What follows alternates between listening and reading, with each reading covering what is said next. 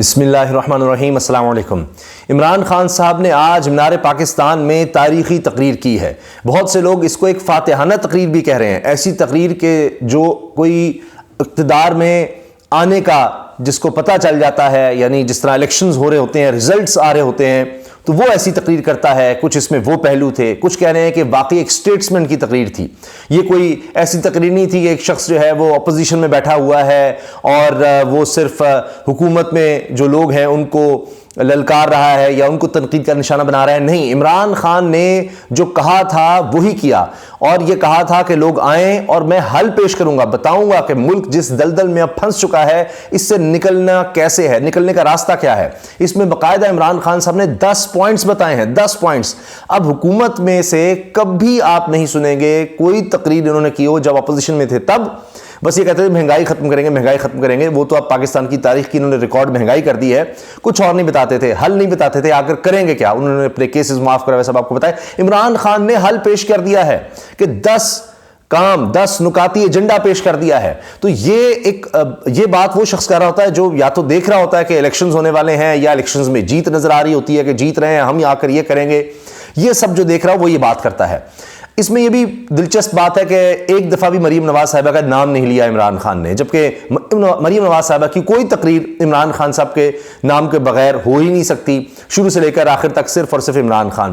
کہیں وہ فتنہ، کہیں فساد، کہیں کبھی توشہ خانہ، یہ وہ اس طرح کی باتیں وہ کرتی ہیں۔ لوگ کمپیئر کر رہے ہیں کہ 10 باتیں وہ جو اپنی تقریر میں کرتی ہیں، عمران خان نے آج 10 باتیں کیا کہی ہیں وہ بھی میں آپ کے سامنے رکھوں گا، حل کیا پیش کیا ہے۔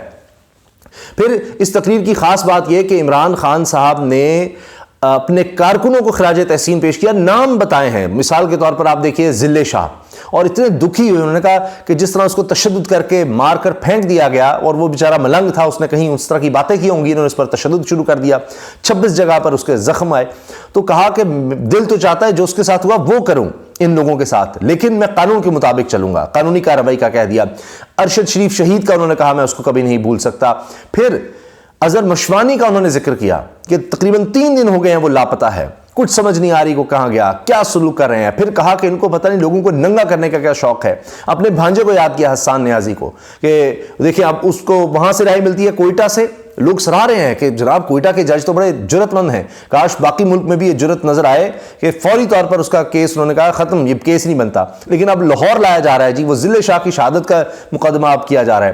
تو عمران خان صاحب نے بتایا کہ حل کیا ہے۔ انہوں نے پوچھا طاقتور سے، کہا اسٹیبلشمنٹ نے یہ تو کہہ دیا کہ عمران خان پر ہم نے لکیر کھینچ دیا، کبھی اس کو اقتدار نہیں مل سکتا، مگر حل تو بتائیں آپ کے پاس۔ پھر حل کیا ہے؟ جن کو لایا گیا ہے، جن کو بٹھایا گیا ہے، انہوں نے تو سوائے بربادی کے، دن بدن ملک کو تباہی کی طرف لے جانے کے کچھ بھی نہیں کیا۔ اور عمران خان صاحب نے خاص طور پر تمام لوگوں کا شکریہ ادا کیا کہ بارش کے باوجود، رکاوٹوں کے باوجود جس طرح وہ پہنچے ہیں، انہوں نے واقعی اس کو ایک تاریخی جلسہ بنا دیا ہے۔ اتنی تعداد میں، اتنی رکاوٹوں میں تو سوال ہی پیدا نہیں، اس کا 10واں حصہ بھی نہیں آ سکتا جتنی رکاوٹیں تھیں، تو لہٰذا اس لحاظ سے بھی ایک بہت بڑا جلسہ تھا۔ اب عمران خان صاحب نے یہ بات بھی کہی ہے کہ ہمیں آئین کے ساتھ اور اپنی عدالتوں کے ساتھ کھڑے ہونا ہے۔ پوری قوم انہوں نے کہہ دیا کہ سپریم کورٹ کے ساتھ کھڑی ہے، اور عمران خان سمجھ رہے ہیں کہ ان کو سپریم کورٹ کو آئین کے ساتھ کھڑے ہوتے ہوئے الیکشنز کا فیصلہ دینا چاہیے۔ عمران خان صاحب نے کہا اور حل بتا دیں، صاف اور شفاف الیکشنز کے علاوہ کیا حل ہے اس کو بتا دیں۔ عمران خان کی یہ طویل تقریر تھی، تقریباً 1 گھنٹہ 39 منٹ، یعنی 99 منٹ تک یہ تقریر جاری رہی، ایک طویل تقریر تھی۔ اور اس میں شروع جس طرح سے عمران خان صاحب نے آغاز کیا، انہوں نے حقیقی آزادی کے حوالے سے بات کی کہ میں اپنی قوم کو ظلم کے خلاف کھڑے ہوتے دیکھ رہا ہوں اور غلام قوم کی کوئی حیثیت نہیں ہوتی۔ پھر انہوں نے مولانا روم کی بات کی، علامہ اقبال رحمۃ اللہ علیہ کی بات کی کہ انہوں نے کس طرح قوم کو یہ سکھایا کہ اپنی شاعری کے ذریعے، قرآن و حدیث کے حوالے سے دے کر کہ کس طرح ایک قوم بن سکتے ہیں، کھڑے ہو سکتے ہیں، آزادی کے لیے کیا کرنا ہے۔ مولانا روم نے بھی یہ کہا کہ جب اللہ نے پر دیے تو چونٹیوں کی طرح کیوں رینگتے ہو، پرواز کرو۔ تو علامہ اقبال بھی شاہین کی بات کیا کرتے تھے، تو انہوں نے کہا کہ ہم یوم آزادی تو مناتے ہیں لیکن ہمیں آزادی کی قدر نہیں ہے، آزادی کس طرح حاصل کی، کس طرح ہم نے جد و جہد کی، اور ورنہ تو جانور ہیں وہ کھا پی کر وہ بھی دنیا سے چلے جاتے ہیں، انسان کیا ہے، انسان کے اندر اللہ تعالیٰ نے یہ جبلت رکھی ہے کہ وہ آزاد رہنا چاہتا ہے۔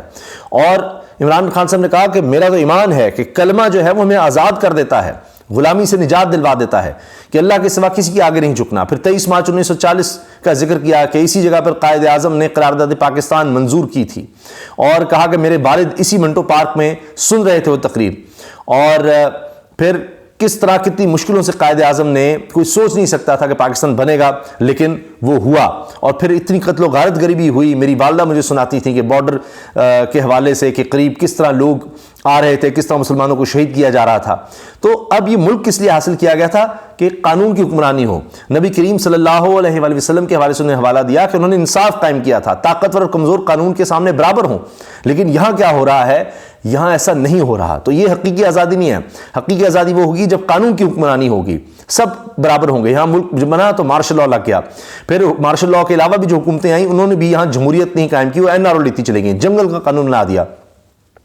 آپ پوچھیں اوورسیز پاکستانی سے کہ وہاں اس طرح کوئی قوانین ہے کہ وہاں قبضہ ہو جائے؟ یہاں پر طاقتور قبضہ کر لیتا ہے۔ لیول پلینگ فیلڈ کا بڑا لفظ استعمال کیا جا رہا ہے، تو یہ نہیں ہے لیول پلینگ فیلڈ کہ آپ عمران خان کے ہاتھ پاؤں باندھ دیں اور پھر جو مرضی کرتے رہیں۔ کیا تھانہ کچہری کا کلچر یورپ میں ہے؟ تو میں جب میاں والی گیا تو مجھے پتا چلا کہ وہاں پر کتنے مسائل ہیں، لوگ کیوں نہیں خوشحال ہوتے؟ طاقتور اوپر آ کر بیٹھ جاتا ہے، تھانہ کچہری کا کلچر ہوتا ہے۔ میرے اوپر 40 تو صرف دہشت گردی کے پرچے کر دیں گے، تو عام آدمی کا کیا حل کرتے ہوں گے؟ سندھ میں برا حال ہے، وہاں تو زرداری سسٹم چلتا ہے، غنڈے پالے گئے ہیں وہاں پر۔ ملک میں قانون کی حکمرانی ہوگی تو حقیقی آزادی آئے گی۔ اور پھر ہم یہ دیکھیں لوگ یہاں کیا ہو رہا ہے کہ ویزوں کی لائنوں میں لگے ہوتے ہیں، کشتیوں میں ڈوب کے مر رہے ہوتے ہیں، حالانکہ پاکستان میں وسائل ہیں، وہ کیوں جاتے ہیں باہر کے ملک؟ وہاں قانون کی حکمرانی ہے، وہاں محنت کرتے ہیں تو اس کا صلہ مل جاتا ہے۔ اللہ نے ہمیں بہت نعمتیں بخشی ہیں، لیکن ملک میں ہو یہ رہا ہے کہ جس کی لاٹھی اس کی بھینس، کوئی انصاف ہی نہیں ہے۔ حضرت علی کا قول ہے کفر کا نظام چل سکتا ہے، ظلم کا نہیں۔ اور پھر ہم کیوں نہیں اپنے نبی کریم صلی اللہ علیہ وآلہ وسلم کی سیرت سے سیکھتے، ان کے اصولوں کو اپناتے، ریاست مدینہ کے اصولوں کو اپناتے اور انصاف قائم کریں؟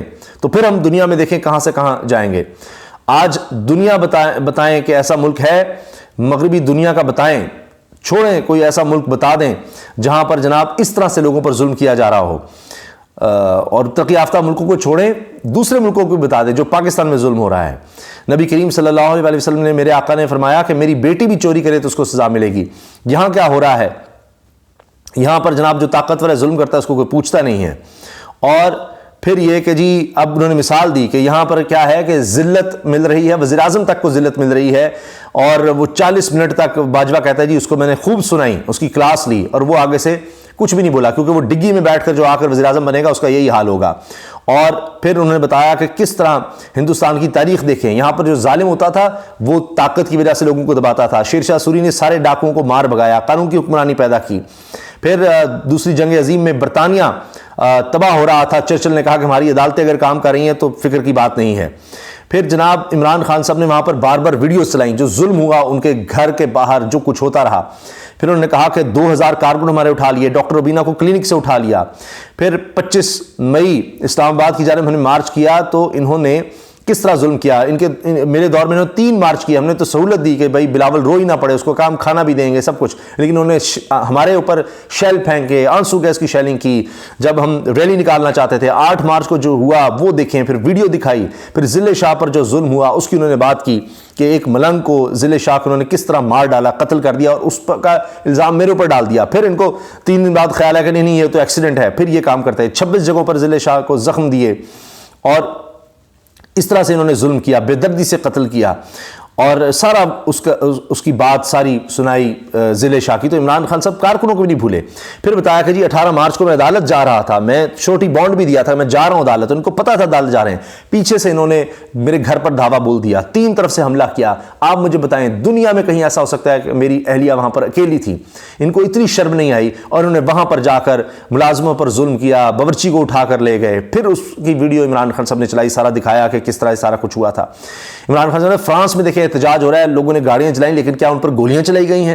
یہاں پر دیکھیں کیا ہو رہا ہے۔ اعظم سواتی 75 سال کا شخص، اس کو ننگا کر کے تشدد کیا، شہباز گل کو ننگا کر کے الٹا لٹکا کر تشدد کیا، اور یہ سوشل میڈیا کے لوگوں کے ساتھ بھی ایسا سلوک کر رہے ہیں۔ بغیرتوں کو ننگا کرنے کا پتہ نہیں کیا شوق ہے۔ عمران خان صاحب نے یہ لفظ استعمال کیا اس کہ بغیرتوں کو پتہ نہیں کیا شوق ہے ننگا کرنے کا، یہ دماغی مریض ہیں، انہیں ڈاکٹر کی ضرورت ہے۔ مجھے قوم 50 سال سے جانتی ہے، قوم مانے گی کہ میں دہشت گرد ہوں؟ مجھ پر قتل، دہشت گردی، غداری اور توہین مذہب کے کیس بنائے، اور جو ملک لوٹ کر باہر لے گئے وہ باہر بیٹھے ملک کے فیصلے کر رہے ہیں. اور یہ میمو گیٹ اور ڈان لیکس میں جو فوج کو نقصان پہنچاتے رہے, آج وہ مجھے غدار کہیں گے. میرے گھر 36 گھنٹے فائرنگ اور شیلنگ کی گئی, رینجرز بھی آ گئے, لڑکے بھی تھک گئے تھے, سب ڈرے ہوئے تھے کہ یہ مجھے قتل کر دیں گے. میں پھر تیار تھا کہ اور کتنے لوگوں کو نقصان پہنچانا ہے, میں جاتا ہوں گرفتاری دیتا ہوں. میں بیگ میرا تیار تھا, لیکن یہ لوگ میرے آگے لیٹ گئے کہ یہ آپ کو قتل کر دیں گے. میں گرفتاری دینا چاہتا تھا لیکن لڑکے آ گئے, انہوں نے کہا نہیں یہ آپ کو قتل کر دیں گے. تو انہوں نے مجھے روک لیا. انہوں نے اظہر مشوانی کو اٹھایا, ابھی تک سمجھ نہیں آ رہی کہ وہ کہاں ہے. میرے بھانجے کے ساتھ انہوں نے کیا کیا, اور عزت اور ذلت اللہ کے ہاتھ میں ہے, وہ کسی بے گناہ کو ذلیل نہیں ہونے دے گا. ارشد شریف کو سلام پیش کرتا ہوں. اس پائے کے تحقیقاتی صحافی آج تک نہیں ملتے, آج کوئی اس لیول کا نہیں ہے, اور وہ کھڑا رہا. پھر دیگر انہوں نے صحافیوں کے نام لیے, ثابت شاہ کے, ڈاکٹر میر پیرزادہ, ان کو ملک سے جانا پڑا. بول چینل کے سربراہ کو پکڑ کر جیل میں ڈالا, اس پر تشدد کیا. جو صحافی سوشل میڈیا پر بھی بات کرتا ہے اس کے پیچھے پڑ جاتے ہیں. خوف طاری کرنے کی کوشش ہے. میرا قوم کے لیے پیغام ہے, یہ جو خوف ہے اس پر قابو پا لیں. آپ نے پا لیا ہے, قوم آزاد ہو رہی ہے. میں دیکھ رہا ہوں فیملیز آئی ہوئی ہیں. میں سمجھتا ہوں قوم کو غلام بنایا جا سکتا ہے.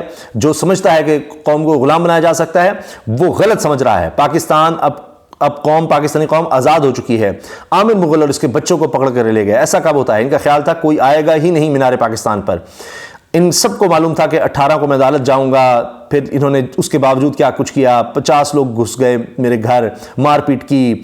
اکیلی بشرا بیگم تھی, گھر کے ملازمین تھے, ان کے ساتھ جو کیا, چار دیواری کا تقدس پامال کیا. دیندار خاتون کے ساتھ یہ کیا انہوں نے. کہاں اس کی اجازت ہے؟ پھر کہا کہ جی عدالت کے باہر جب میں گیا تو پھر وہاں پر پتھراؤ کیا گیا, یہ مجھے مرتضیٰ بھٹو کی طرح قتل کرنا چاہتے تھے. وہاں سے ہمیں پتہ لگ گیا. پھر وہاں کی بھی عمران خان صاحب نے ویڈیو چلائی, اور پھر کہا کہ وہاں سے مجھے اندر آ کے بتایا گیا, اندر سے بتایا گیا کہ وہاں پر نامعلوم افراد کا قبضہ ہے اور وہ مجھے مارنا چاہتے ہیں. پھر ہم وہاں سے نکلے, اور یہاں پر اگر 30 اپریل کو الیکشن انہوں نے جس طرح ملتوی کیا ہے اور یہ آپ کہتے ہیں جی آگے لے جائیں گے, تو یہاں تو جنگل کا قانون ہے اور 90 روز میں الیکشن آئین کہتا ہے. لیکن اگر اس سے یہ باہر نکل گئے ہیں تو پھر کون اس کی گارنٹی دے سکتا ہے کہ جی اب یہ 8 اکتوبر کو الیکشن ہوں گے, اس سے بھی آگے لے جائیں گے. ملک کا تو ویسے ہی دیوالیہ ہو رہا ہے, تو اکتوبر میں کہاں سے الیکشن کروا لیں گے؟ یہ IMF کا نام لگا رہے ہیں کہ جی اس کی وجہ سے ہم نہیں الیکشن کروا سکتے. IMF نے تردید کر دی ہے, اور ان کا 1 پوائنٹ ایجنڈا ہے کہ جی الیکشن میں عمران خان کو نہیں آنے دینا. ہم ان کے خلاف عدالت جا چکے ہیں. لیگل کمیونٹی سے کہتا ہوں کہ ہم نے سپریم کورٹ اور آئین کے ساتھ کھڑے ہونا ہے. سب ہاتھ کھڑا کر کے بتائیں کہ آپ آئین کے ساتھ کھڑے ہیں. سب نے جواب دیا, عمران خان کے ساتھ تھے. 6 لوگ آٹے کی لائن میں لگ کر جاں بحق ہو گئے. میں سوال کرتا ہوں آٹا ایسے بانٹا جاتا ہے؟ انہوں نے بتایا پھر احساس پروگرام میں ہم نے کس طرح 14,000 روپے لوگوں کو اسکول میں بٹھا کر دیے. ایسی کون سی قیامت آ گئی کہ ہمارے دور میں 55 روپے کلو آٹا تھا, وہ 155 کا ہو گیا.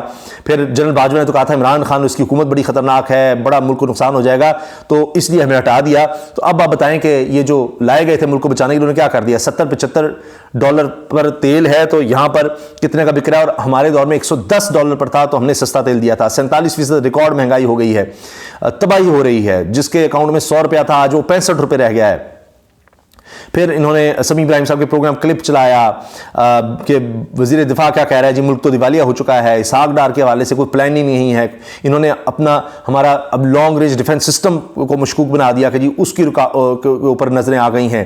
تو میں پہلے کہتا تھا کہ نیشنل سیکیورٹی گرتی ہے, اگر قوم گرتی ہے, معیشت گرتی ہے, نیشنل سیکیورٹی گرتی ہے. سوویت یونین گرا تو سب سے پہلے اس کی سیکیورٹی گری.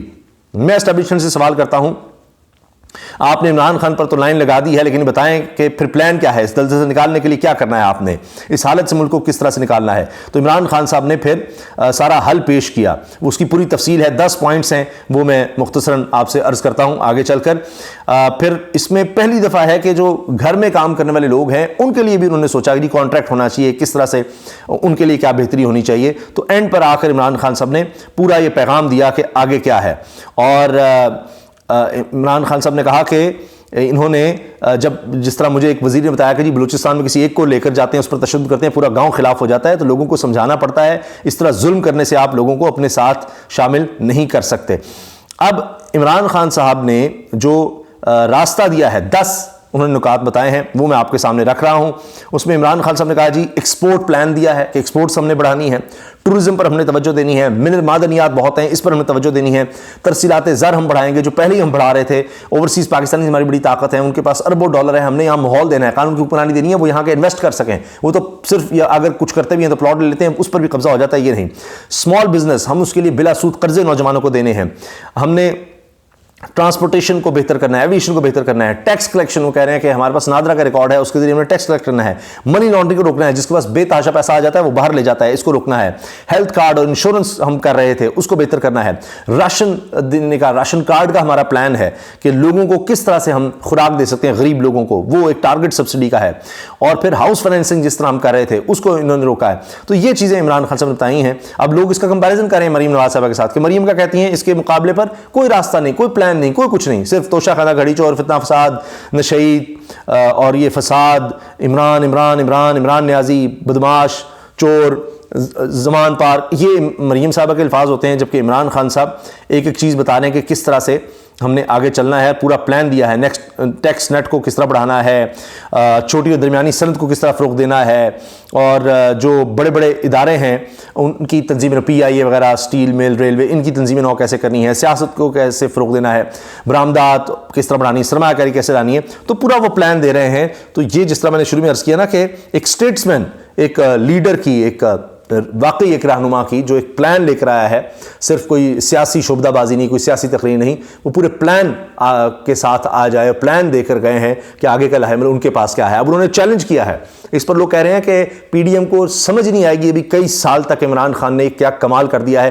اصل کہانی اس میں ہے کہ جو عمران خان صاحب نے 10 نکاتی ایجنڈا دیا ہے معیشت کی بحالی کا، وہ پی ڈی ایم کو سمجھ نہیں آئے گی۔ تو اس کا مطلب ہے کہ عمران خان صاحب تمام لوگوں کو بتا رہے ہیں، ان شعبوں سے تعلق رکھنے والے لوگوں کو بتا رہے ہیں کہ ہم نے آپ کو سپورٹ کرنا ہے، یہ ہمارے پاس حل ہے، اور یہ ایک پاپولر لیڈر ہی کر سکتا ہے جس کے پاس 5 سال کا مینڈیٹ ہوگا، لوگ اس کے ساتھ ہوں گے، وہی مشکل فیصلے کر سکتا ہے، یہ لوگ نہیں کہ جو صرف اپنی مشکلات ختم کرنے آئے تھے، 1100 ارب روپیہ اور یہ سب انہوں نے معاف کرا لیا۔ مگر میں عرض کر دوں کہ عمران خان صاحب نے اس تقریب میں کم اپنے مخالفین پر بات کی ہے، نام کم لیے ہیں، اور ان کے حوالے سے کم بات، جو اپنے لوگوں کی بات کی ہے، ان پر ہونے والے ظلم کی بات کی ہے، ان کے لوگ نشاندہی کی ہے، اور یہ پلان دیا ہے۔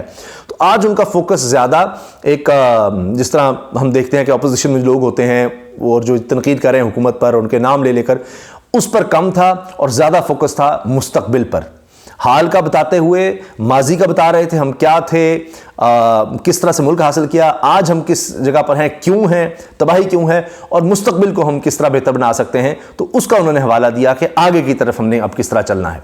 آپ کی اس بارے میں کیا رائے؟ عمران خان صاحب کی تقریر کے بارے میں کمنٹ سیکشن میں رائے کا اظہار ضرور کیجیے گا، کوشش ہوگی زیادہ سے زیادہ لوگوں کے جواب بھی دے سکیں۔ اللہ حافظ۔